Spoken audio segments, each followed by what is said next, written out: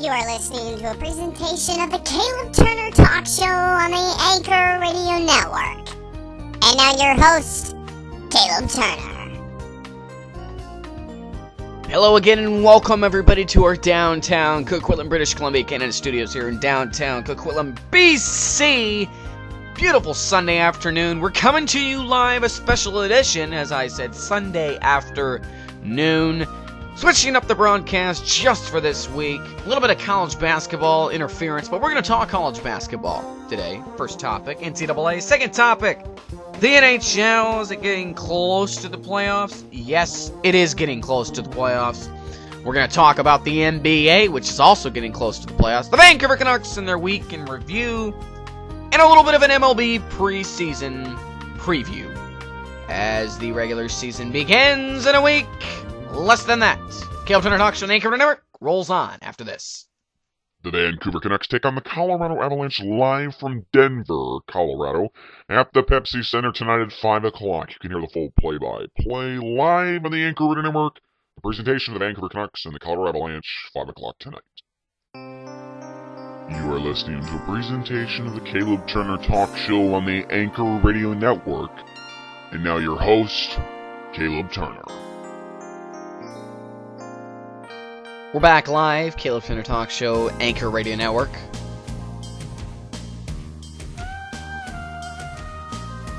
My bracket is busted. It was busted after the first day. I lost my championship team on the first day. I do the bracket because a lot of my colleagues do the bracket, so I figured, you know what? Hey, I'm gonna do the bracket. I do it every year. Something I like to do. I like looking at the teams and checking them out. It's not like I watch college basketball all the time. You know, maybe just some of the big games on the weekend. Saturday afternoon games at CBS. But when it comes time for March Madness, here in studio or at my house, we are watching the games. And the first day was a nightmare if you were a bracket filler outer, or maybe you were in a league or competing against somebody. Especially in your West bracket. The West region had 5 upsets. 5. And almost 6. But Gonzaga was able to hold on there. Well, first round. Second round, if you're going to count round 1 with the 4 play-in games. But second round, okay, second round. But Gonzaga is out, and it's honestly a shock. I mean, I know Gonzaga wasn't expected to do much in the tournament, you know, an overrated number 1 seed.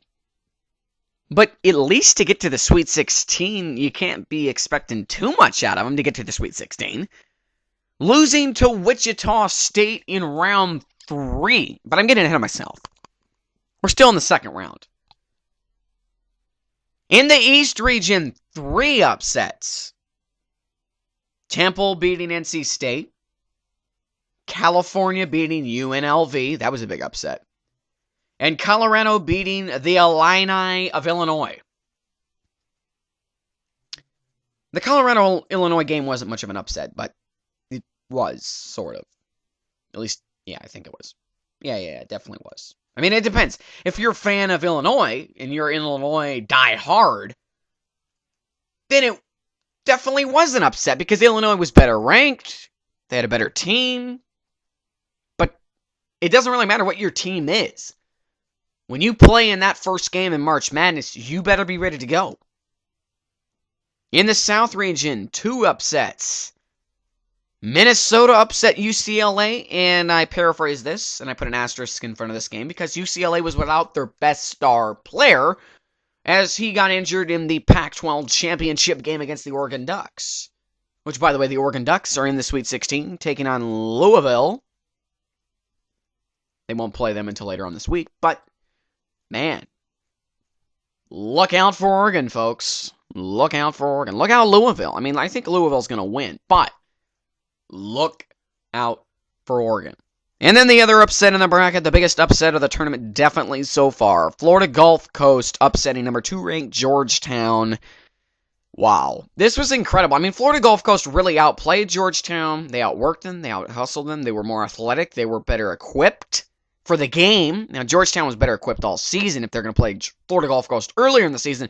But let's paraphrase this game. Florida Gulf Coast beat Miami, Florida. They beat them to stop a long, long streak. They hung with Duke and almost beat them. So this Florida Gulf Coast team isn't just a normal team that, squeaked into the brackets. Okay, we barely got in the incident. No, they were good. They beat good teams this year, and they hung with the good teams. May not have beat all of them, but they hung with them, and that's all that really matters. Because when you get to the tournament, if you can hang with a good team and get a couple of good bounces, oh boy. Florida Gulf Coast, San Diego State tonight. Winner goes to the Sweet 16, and really, I'm telling you, Florida Gulf Coast has a really, really good chance of beating the Aggies of San Diego State. Definitely have a good advantage. In the Midwest bracket, the only upset was the Oregon Ducks beating the Oklahoma State Cowboys. Oregon Ducks coming off a Pac-12 championship. If you didn't pick Oregon to win, I didn't pick Oregon to win. I wasn't really thinking about the Pac-12. I just wasn't thinking that way. But the Oregon Ducks definitely have it going right now. Their football team had it going, and their basketball program's got it going too. They're going to have a tough game against Louisville. I think they can beat them. Look, they beat St. Louis, who's ranked 4th. And if we're going to go back to the beginning, they beat number 5 Oklahoma State. They beat number 4 St. Louis. If they beat Louisville, they will most likely play Duke. I just don't know. I mean, I know Duke still has to beat Creighton. Okay, I don't think Duke's going to have any problem with them. That's just my opinion. I think Duke's going to come out good. I think Austin Rivers... No, not Austin Rivers. What am I thinking? Austin Rivers is not with the Duke Blue Devils anymore. Seth Curry. I think he's going to come out good. And I think Duke's going to take it to Creighton, and I just cannot see Duke losing to Michigan State.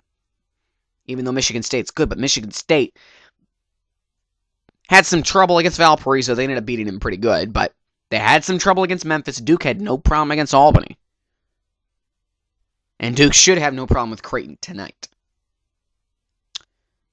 My bracket got messed up, and then even my bracket got messed up in the round 3. I recreated a bracket I had, and I'm really upset about Butler losing. I'm a huge Butler fan. I had Butler going to the Final Four after round 3, going and playing Indiana in the Elite 8. And Indiana, by the way, is into the next round. Survived Temple today, so they go to play Syracuse. There's some really good matches in the Sweet 16 that's going to happen. You got Louisville and Oregon already for sure. Arizona and Ohio State. You got Syracuse and Indiana, and then you got Marquette versus the winner of Colorado, Miami, Florida. And I'm telling you, man, the Ole Miss LaSalle game today is going to be absolutely incredible. A number 12 versus a number 13. Go LaSalle, but I really think Ole Miss is going to win. SEC champs, yeah, Ole Miss is going to win. SEC tournament champs. They weren't the regular season champs, but they did win the tournament. They beat Florida. I just can't see Ole Miss getting beat right now. I don't care if it's Ohio State, Arizona. Ole Miss is all the way. Ole Miss is going to the Final Four. They're going to be riding high as the number 12 seed.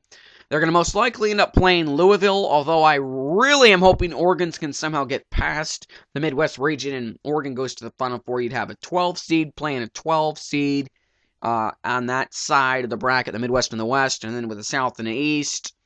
I don't know. I mean, Michigan looks good. They definitely smoked VCU and made a big, big statement.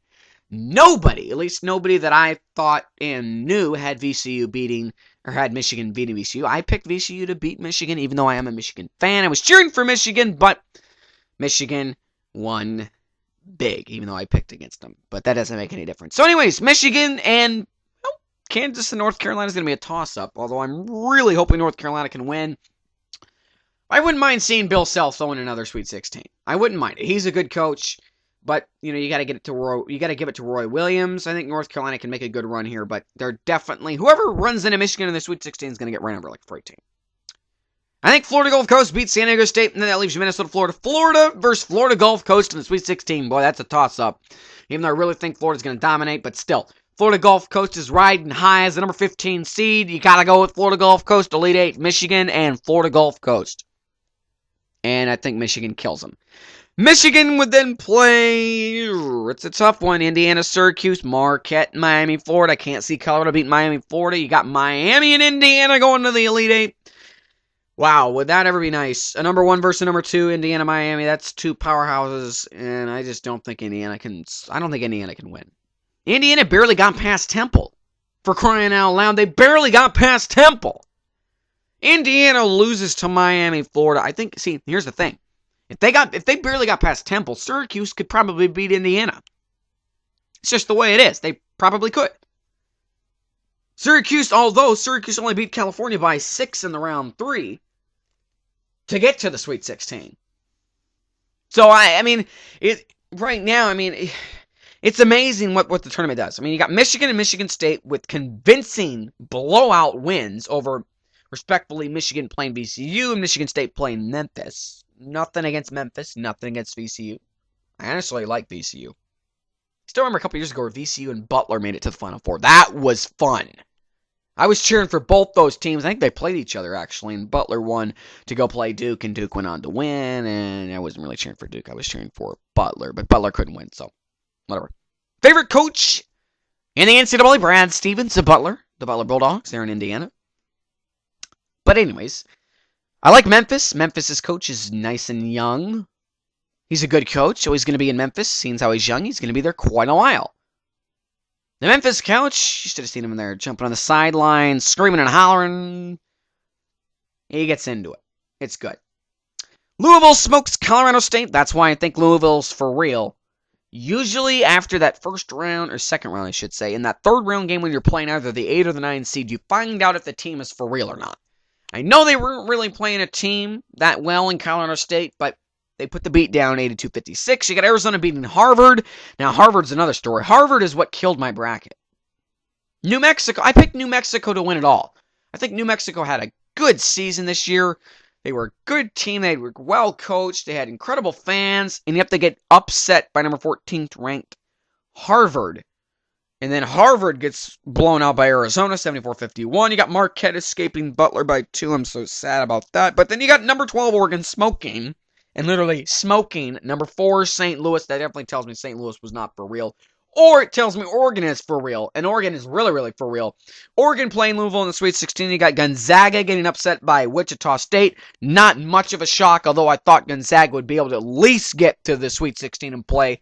And if Gonzaga got past Wichita State, they'd be playing Ole Miss or LaSalle. And honestly, I think that'd be a walk in the park for Gonzaga. But that's just my opinion. You got Syracuse beating California by 6. We already said that. The big upsets, though, the tournament now upsetting Kansas State, Harvard upsetting New Mexico, Iowa State upsetting Notre Dame, California upsetting UNLV, which, by the way, Iowa State is done. Iowa State just wasn't good enough. They didn't have it. Ohio State won today. Last second shot by Aaron Craft. Half a second to go in the game, and nails a 3, wins the game. It's just the way it goes. It's pretty upsetting, but that's just the way it goes. Florida Gulf Coast upsetting Georgetown, Minnesota upsetting UCLA, and California upsetting UNLV. The 2 Canadians of UNLV, the big one, Anthony Bennett. Go cry me a river. Anthony Bennett is done, and UNLV was done in round 2. So that leaves me with this. Who is the team to beat right now in the NCAA? It's really a toss-up. You got the Louisville Cardinals and you got the Michigan Wolverines. Those, I think, are the top 2 teams. The 2 best teams left in the tournament. The Louisville Cardinals and the Michigan Wolverines, with Indiana coming in a close third. I just don't think Indiana deserves the second best team in the NCAA because they barely squeaked past Temple here in round 3. Who am I cheering for to win the national championship game? Ole Miss, LaSalle, Florida Gulf Coast, Creighton, all the teams that aren't expected to win. Oregon as well. What I would like to see, I'd like to see Oregon and Creighton in the Elite 8 playing each other in the Midwest. I'd like to see Wichita. No, I would not like to see Wichita. I'd like to see Ole Miss and Arizona playing for the Elite 8 in the West. In the East, I'd like to see Colorado somehow squeaking out a victory against Miami, Florida, although I really, really like Miami, Florida, so I take that all back. Miami, Florida, and Indiana in the East. Your East bracket is honestly stacked. If Indiana can get past Syracuse, it's Indiana, Miami, Florida. In the South, I'd like to see Michigan playing Florida Gulf Coast for the Elite Eight. In the Final Four, well, I'd like to see Michigan, Indiana. I'd like to see a rematch. Although I really, really like Miami, but I really, really want to see Michigan, Indiana rematch in the Final Four. You got, coming out of the Midwest, I'd like to see Oregon and Ole Miss. Go Oregon. Oregon and Michigan for the national championship game. That is a long, long shot, but Oregon has definitely made it easy for themselves. Well, they made it easier for themselves. They're going to play Louisville now, and that's going to be a tough game, but Oregon has won their first 2 games. And, of course, coming off the Pac-12 championship win over the UCLA Bruins, who got eliminated in the first round there by California. No, they got eliminated by... Who did they get eliminated by? Who did they get beat by? UCLA was in the West, right? No. UCLA was in the Midwest. Am I missing UCLA? Have I just totally ignored them? I know they lost. They lost to Minnesota, that's right. They're in the South. I don't know how that happened. How did UCLA get put in the South bracket? UCLA's out here in the West. I mean, come on. The West bracket should have had Ohio State in the South and UCLA here in the West, but they got it all figured out, so whatever. When we come back, we're going to get into the NHL, coming down to the final 16, 17 games of the season. Starting to heat up. It's pretty good. The races are tight, especially in the East. And for that bottom 3 spots in the West, it definitely is going to be close. The Vancouver Canucks finish out a shaky week today. Well, they actually start a new week, but in my eyes, they're finishing a week. We technically are still in the broadcast, so they play tonight at 5 o'clock from the Mile High City in Denver, Colorado, to try to go 4-2 in their last 6 games and sweep the 3-game road trip that they are on right now. When we come back to the NHL, we got the NBA and the Canucks and the MLB preview coming up later on in the broadcast. The Kilberton Talk Show, the Anchor Network rolls on after these messages. The red-hot Columbus Blue Jackets are coming to Rogers Arena Tuesday. The Columbus Blue Jackets take on the Vancouver Canucks. You can hear the full play-by-play live here on the Anchor Network at 7 o'clock. Live from Rogers Arena, the red-hot Columbus Blue Jackets are coming to town. Live on the Anchor Network from Rogers Arena. You are listening to the Caleb Turner Talk Show on the Anchor Radio Network. And now your host, Caleb Turner. The Anchor Radio Network hits 3 o'clock live here on the Caleb Turner Talk Show. Studio 47. Let me tell you one thing, the NHL is definitely heating up. And the Canadian teams are rising to the occasion, at least the Canadian teams in the East. Bob with the epic music. Nice. Let's tone it down here, Bob. Yeah, let's tone it nice and on out. Thank you. Good.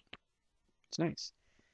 Montreal, Winnipeg, Ottawa, and Toronto all in the playoffs that they began today. And Winnipeg and Toronto would be playing each other, unfortunately.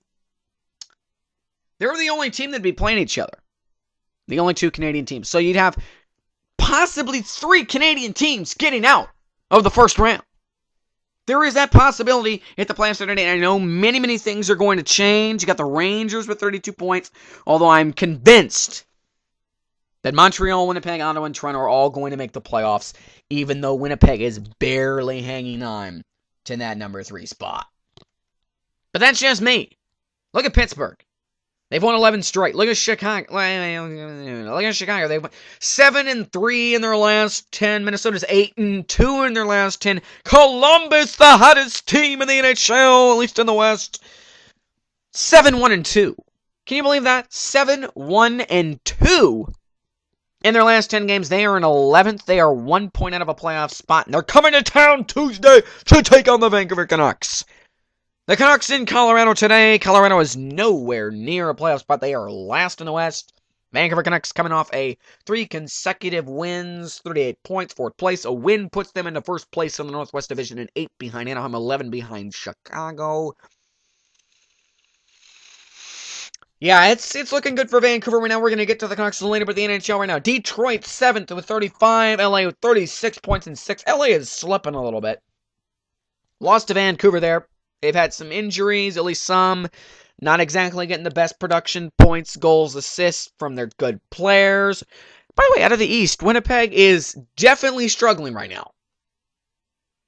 34 points and you're the division lead. Are you kidding me? 34 points and you're the division leader. The division leader should be required to have at least, at this point in the season, at least 40.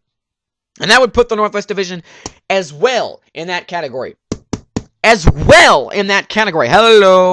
Minnesota 38 points, but they're looking good right now. 8-2-0. The Canucks went away 2 points away from 40, and Bain just went up 6 teams with 40 points right now of the 30. There are teams under 30 right now. Way under 30. Look at the East, how tight it is. That last spot. 1, 2, 3, 4, 5. You got 3 points separating 5 teams from 8th to 12th. You know that's going to be a dogfight. You got the New Jersey Devils with 36 points in 7th. Toronto's got 37 and 6. Boston and Ottawa probably are both in the playoffs. I mean, Ottawa's going to have a collapse. So you got at least one Canadian team in there. You got Montreal's going to be in, so that's 2. You got pretty much guaranteed right now, 3 teams in the playoffs. I think the Canucks are going to be okay. It was getting a little bit scary there, especially after the Detroit and the Minnesota losses earlier in the week, but we'll get into those a little bit later.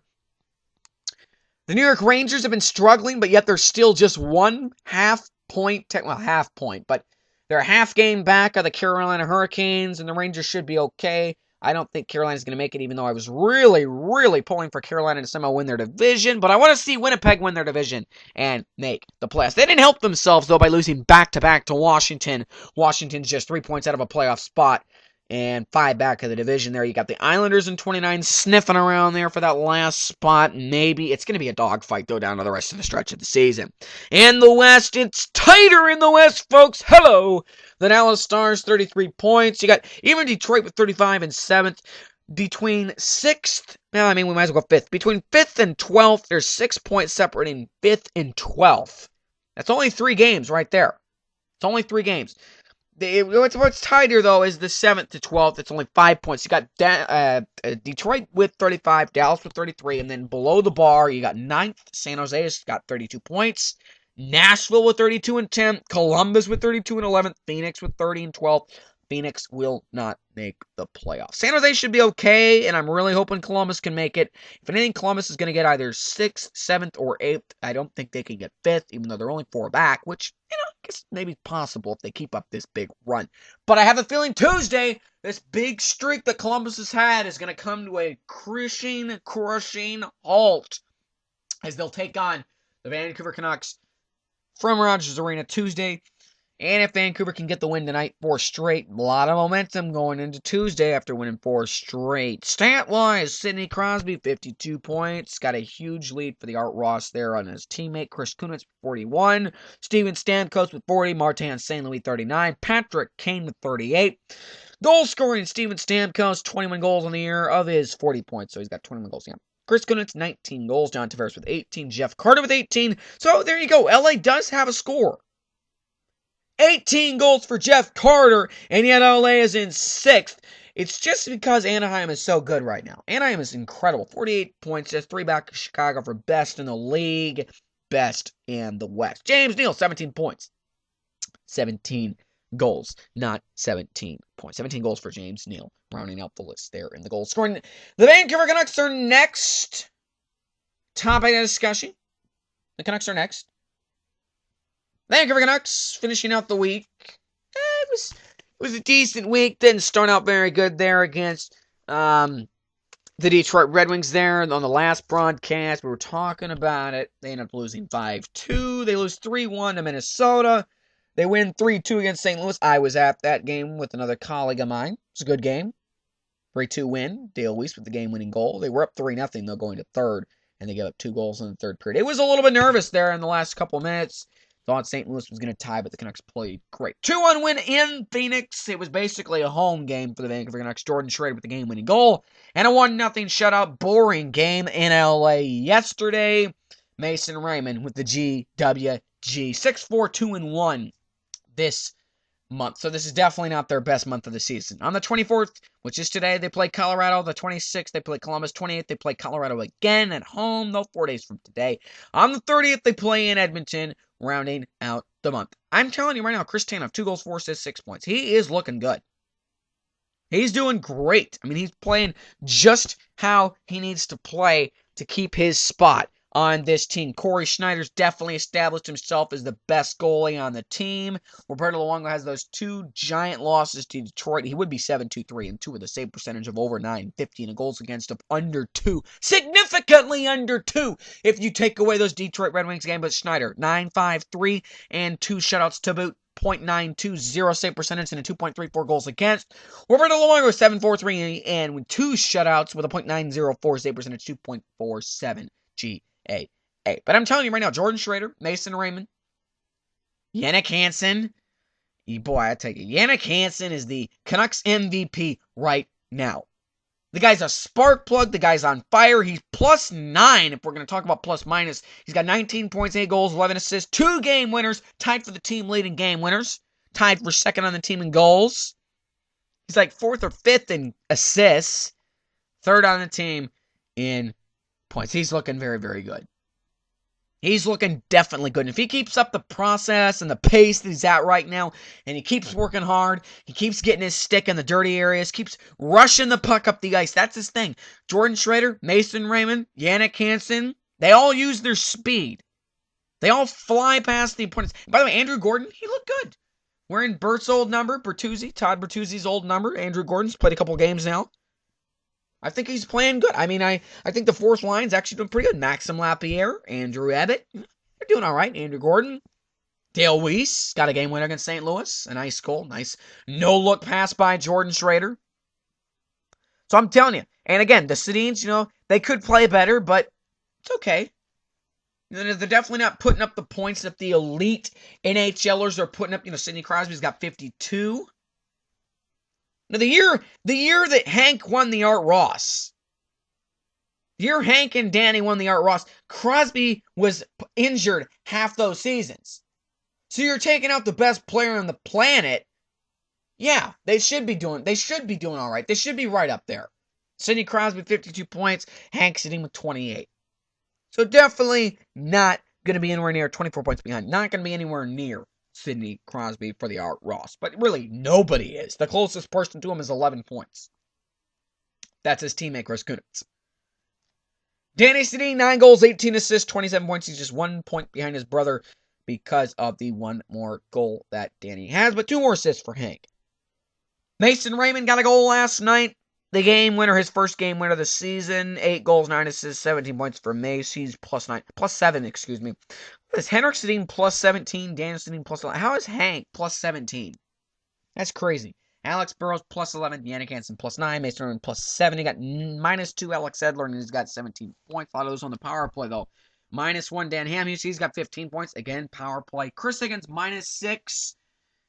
Yeah, 11 points. He's doing okay. It's just his line sometimes has the bad shifts, but then they go score, but then they give up more goals than they score, so they have to work on that. The Vancouver Canucks, again, like I said, they play Colorado tonight. Corey Schneider, I don't know how you don't give him the start in the back-to-back with the shutout last night. The guy's hot. And I think he can keep it going against the last seeded Colorado Avalanche here in the West. This is where the Canucks could have an offensive explosion. In Colorado. Just score maybe, 5 or 6 goals tonight. You could give up a couple, 2 or 3, but if you get 6 or 7, hey, who cares? 5 or 3, 5-3, 6-3, maybe 6-4. I wouldn't mind a little bit of goal scoring. Put some goals on the board. Get your good players statsed up. I don't know. Vancouver Canucks, though, they're looking okay, 4th place in the West. They would host a playoff series if it started today. They would be playing. Who would they be playing? They'd be playing the St. Louis Blues in a best-of-7 series. If they win tonight, they'd be playing the Los Angeles Kings in a best-of-7 series. So it's amazing what 1 win or 1 loss can do. But they do have 2 points on the St. Louis Blues, and they don't have a game in hand on Minnesota. Minnesota does have a game in hand. So Vancouver has to have more points than Minnesota to win the division, which I think Vancouver can somehow win the division. I don't think Minnesota can keep all this good stuff going. There's no way. Minnesota has to have a drop-off. The Vancouver Canucks, though, are 5 points up on a playoff spot. Actually, 6 points if you count San Jose.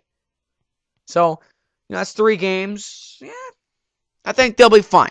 I think they'll easily slip into the playoffs. The NBA and the MLB next. The Caleb Turner Talk Show rolls on after these messages. The NCAA Sweet 16 Round 4 begins Thursday. Live here on the Anchor Radio Network, we'll have all the games, at least 4 of them, right here on the Anchor Radio Network. Coverage begins at 12 o'clock. We're back live in the Caleb Turner Talk Show on the Anchor Radio Network live here, Studio 47. Live from downtown Coquitlam. A little bit of sun, a little bit of clouds. Starting to cloud up actually a little bit here on this Sunday. We're supposed to get some rain the next couple of days in the week. Enjoy the weather while it lasts, folks, because it's going to get a little bit rainy here in the next couple of days. But we've had nice weather so far. Pretty good weather. Pretty good weather. Not too bad. I mean, the spring hasn't been too bad. I mean, it rains, 4 or 5 days a week, and then we get 2 days on the weekend where it's nice. And we're like, oh boy, man, we cherish these 2 days. And we do. We definitely cherish the 2 days that we get a week where it is sunny. I get out and enjoy it, man. I mean, seriously, get a bike out, go bike someplace, go play basketball, go play hockey, go on a walk, go on a run, or just, sit outside. I mean, at least enjoy it. At least breathe in the fresh air. Open up the doors, open up the windows, turn off the heat. Air your house out if you've been going through the sickness. I know the sickness has been going around our church, and the sickness has been going around the studio. Bob is actually struggling with a cough. I don't know if you've heard anything in the background, but he has been coughing. Nice, Bob. And, that was actually a fake cough. Nice, Bob.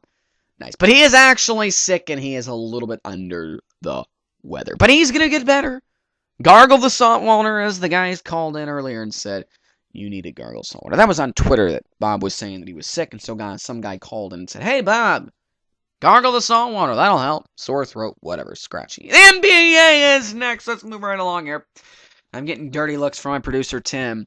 He is a little bit... Okay. Tim and Tom sitting in today, and then we also got Steve over in the corner, and Sammy back at control as the other. Our main producer is Sammy, but we got producer Tim and Tom on set with us here in studio. The NBA, Miami Heat, unbelievable. 25 consecutive wins.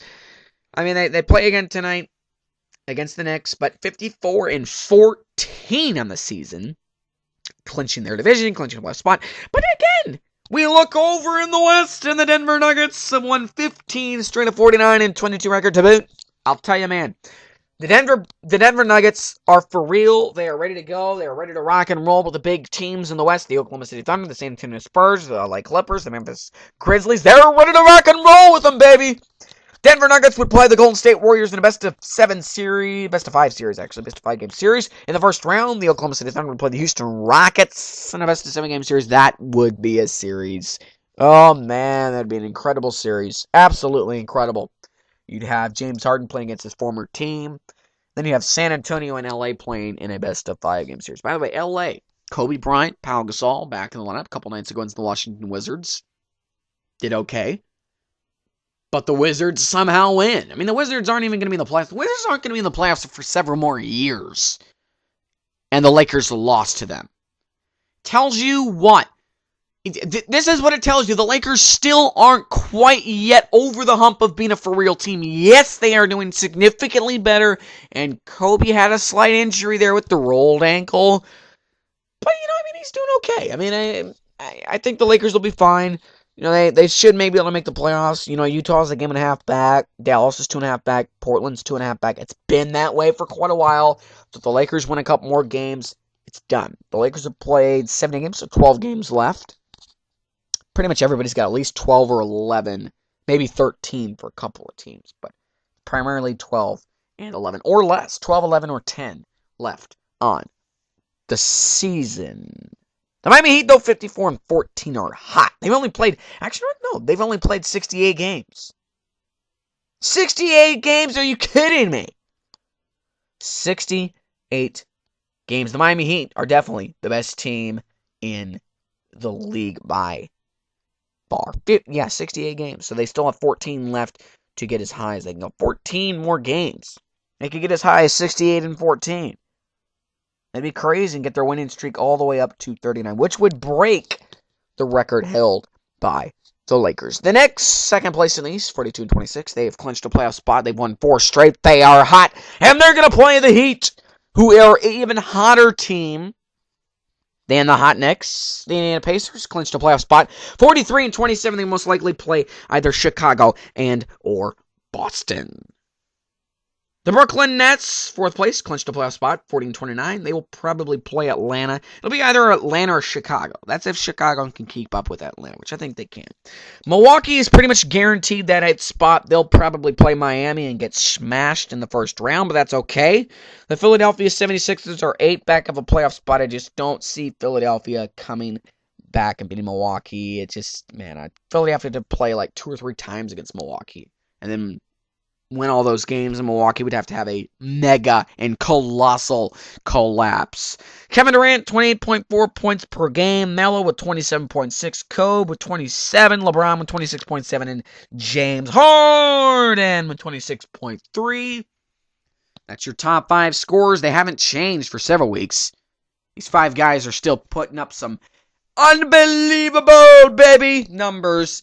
And the numbers are definitely high. Man, I'll tell you, Kevin Durant, 28.4. It's pretty crazy what he's doing this year. But I think even crazier is what Kobe's doing this year at his age. 35 years old, 27 points per game. It's pretty good. And he's led his team back into the playoff spot.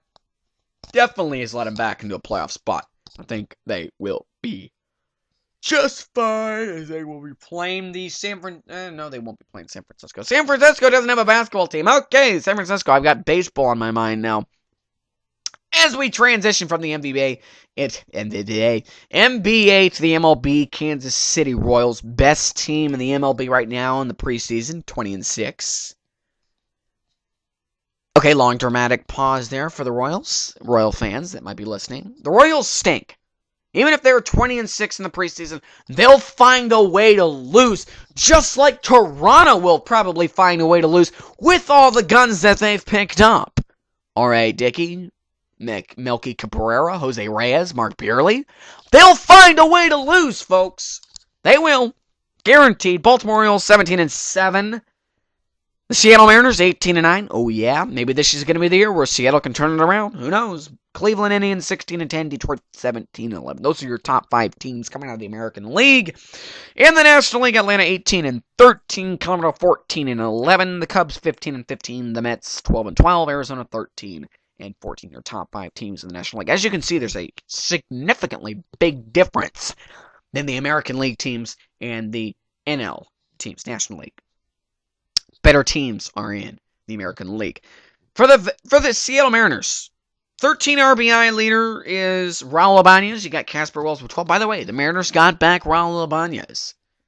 It's pretty amazing, but Raul, we'll be hearing those from Safeco Field this season. Justin Smoak, a .408 batting average here in spring training, .349 for Scotty Morris, and Morris also with 6 home runs, and Morales with 5. Your wins, Bonderman with 2, Iwakuma with 2, Mauer with 15 in the court, 15 strikeouts, and then Felix Hernandez with also 14 strikeouts. That's going to be a good season for the Mariners. I think the Mariners are going to be just fine. They may squeak it in with the wild card. I think the Blue Jays will probably win their division, even though I really think they're going to struggle. I think they're going to do just fine, though. I think Tampa Bay's junk. I think the Yankees are going to be junk without Jeter playing at his best, and speaking how he's not even going to play at the beginning of the season, probably will be on the DH, excuse me.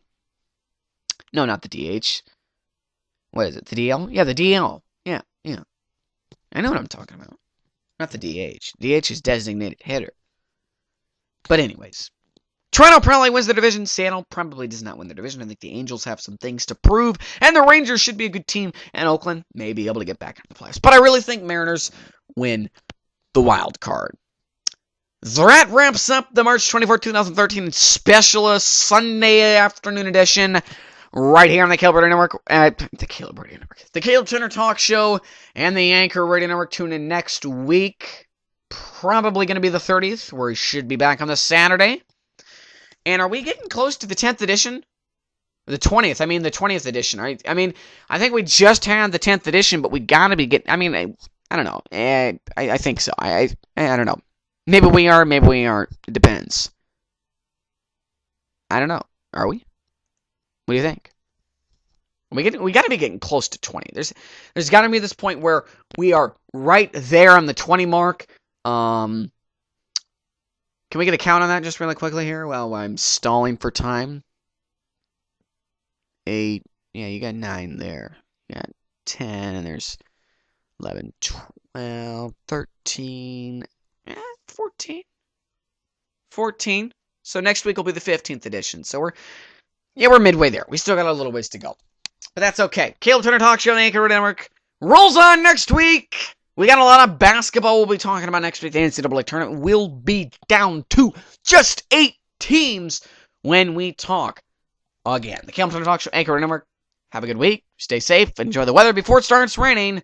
And of course, get ready for Easter. Why we celebrate Easter is the main reason why this next week, as we had Palm Sunday today, Easter Sunday is next week. Remember the reason for Easter. It's not about chocolate eggs and Easter bunnies.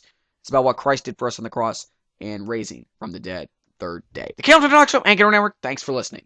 You have been listening to a presentation of the Caleb Turner Talk Show on the Anchor Radio Network. Tune in every week for a new Caleb Turner Talk Show on the Anchor Radio Network.